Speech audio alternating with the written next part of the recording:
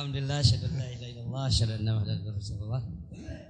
Saya sebenarnya sangat menyambut baiklah diskusi ini karena judulnya juga sudah jelas mubahasah gitu. Jadi mungkin nggak satu kali dan tidak perlu di hotel gitu, suatu waktu di masjid saja gitu. Itu kan lebih enak kalau sambil buka buku gitu ya. Itu rasanya.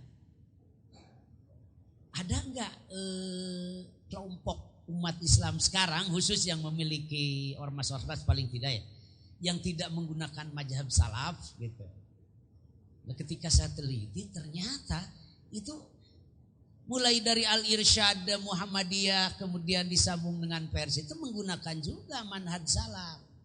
Buktinya apa gitu? Itu kan minta bukti juga. Kita itu punya kitab tuh ada dari Imam Malik, itu ada Imam Syafi'i, itu metode gitu ya. Jadi metode masa silam itu begitu. Metodenya sahabat bagaimana, dilanjutkan oleh tabi'in seperti yang lain, dilanjutkan oleh Imam Malik, tabi'in, dilanjutkan oleh Imam Syafi'i, Imam Ahmad bin Hambal kemudian itu.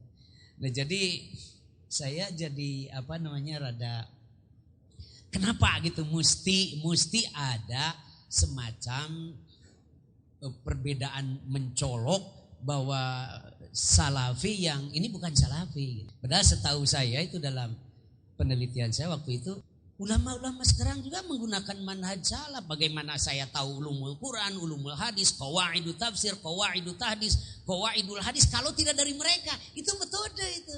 Dan ada bukunya. Peninggalan mereka ada risalah, ada Al-Ma'rifah. Ya. Kemudian dari Al-Ghazali juga ada gitu buku seperti itu. Bukhari Muslim sudah jelas. Itu kan salaf mereka. Kita menggunakan kritik sanad, kritik matan itu juga salaf juga gitu digunakan oleh mereka. Ya. Jadi ini mesti didiskusikan ya. Jadi kalau bedaan fikih ya nggak pernah ada satu yang sama sebenarnya. Jadi ada memang produk-produk ijtihad dari salafus sholih itu yang berbeda. Buktinya apa? Sejak kapan memang ada ijma juga mereka ya itu kan Imam Syafi'i malah ada qaul jadid, ada qaul qadim, kemudian Imam Malik, kemudian Imam itu madhab yang patut karena berbeda dari sisi Quran dan hadisnya sama, istinbat hukumnya, metode yang mereka pegang. Contoh ini menggunakan isan ya, istisan sebut saja.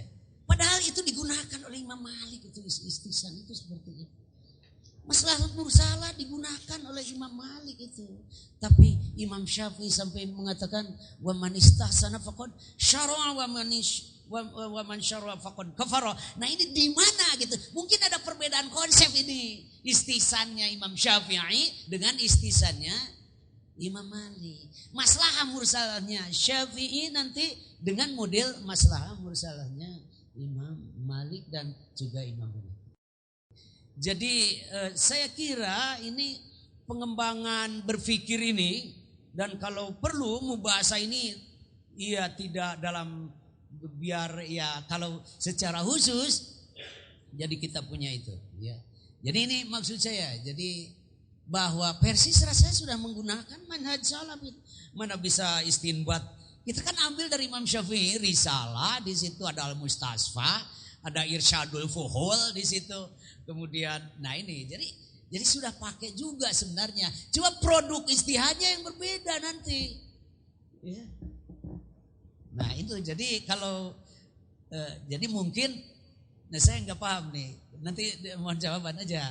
Kenapa seolah-olah yang merasa salafi itu aku gitu, yang lain bukan salafi. Nah itu persoalannya. Punten ya terus terang saja ya. Gitu. Kok ngan abdi wungkul di salafi teh punten yang tidak bisa bahasa Sunda ini. Nah abdi wungkul sabatur henteu. Itu kan. Jadi harus dicatat bahwa Muhammadiyah itu Al-Irsyad setahu saya ini. Kemudian Persis, PUI malah mohon maaf nih PUI yang kan salaf itu intinya harakatul islah, itu intinya perbaikan itu. Islah apa? Islahul akidah, islahul ibadah, islahul muamalah. Nah ini persoalan. Nah islahul muamalah apa? Nah ini sekarang yang paling repot islahul muamalah misalnya. Apa republik ini benar apa tidak, apa kerajaan benar apa, kan itu jadi persoalan fikih siasa fikih itu atau fikih siasa. Jadi menurut saya sendiri ini bagus kalau diskusi itu terus dilakukan walaupun tidak banyak, orangnya terbatas gitu. Sebab tuker ilmu sudah ada dari dulu. Itu kalau saya. Jadi supaya teu mahal nyangariung we jam 10 di masjid sebelum sholat duhur mubahasa fikih. Nah di sini masalahnya fikih, Pak. Jadi fikih ini yang itu. Jadi kalau tadi bicara mazhab salafnya ya saya tidak, terus terang saja kami itu sepakat seperti itu dalam arti kita menggunakan metode mereka juga. Istinbat hukum itu kan dari sana. Di produk fikih gak pernah ada yang sama sekali mi'ah fil mi'ah muwafiqun ala araihi wa intajihil fikih, itu tidak pernah ada.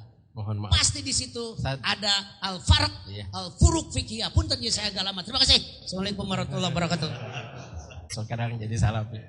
Selanjutnya kami persilahkan Ustadz Yuyu Wahyu dari Tasik.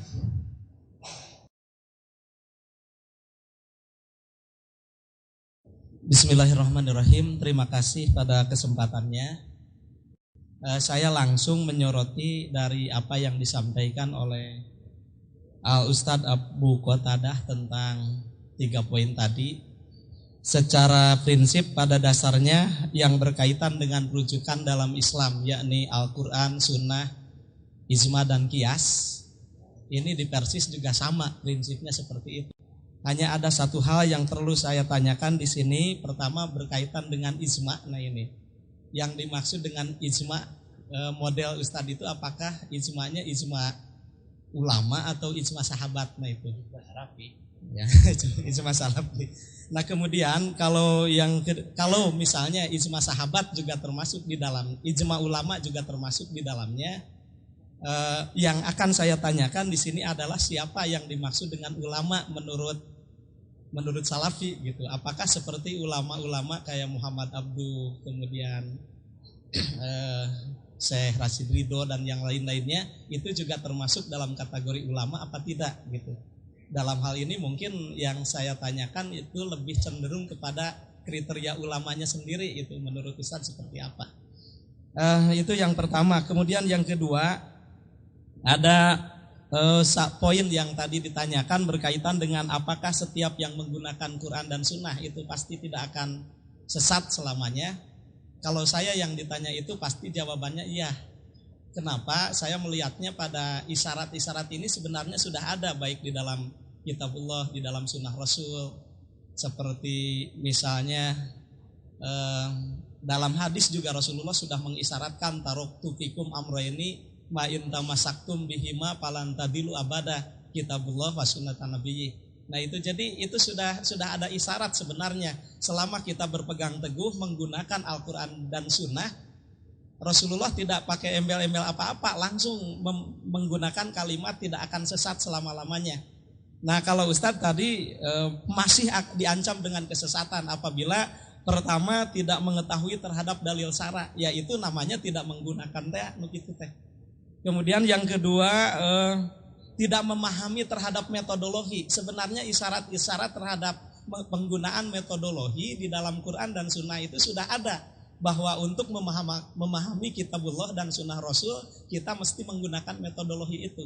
Jadi artinya kalau tidak menggunakan metodologi seperti apa misalnya menafsirkan Quran, tafsir biriwayahnya, tafsir bidiroyahnya itu termasuk dalam metodologi yang digunakan dalam menafsirkan Quran. Selama metodologi itu enggak dipakai artinya tidak mungkin juga kitabullah bisa digunakan dalam tatanan praktisnya. Jadi sesuai dengan isyarat tadi ma in tamasaktum bihi ma falantadilu abada, kalau tidak memahami perangkat-perangkat metodologi itu namanya belum menggunakan kitabullah dan sunnatin nabiyyi sehingga sesat itu terjadi.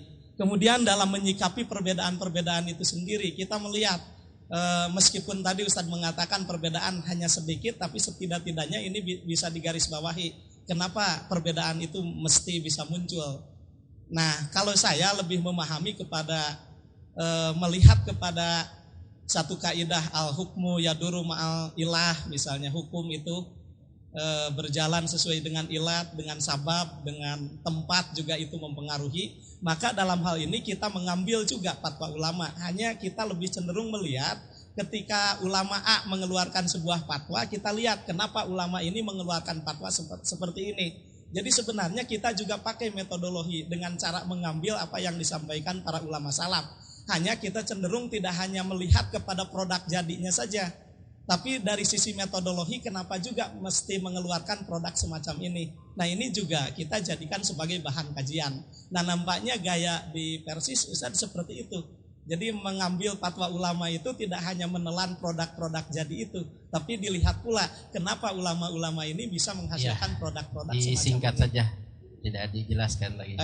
Ya itu ajalah barangkali yang saya tanyakan. Mudah-mudahan mafhum. Terima kasih. Wassalamualaikum warahmatullahi wabarakatuh. Nanti ada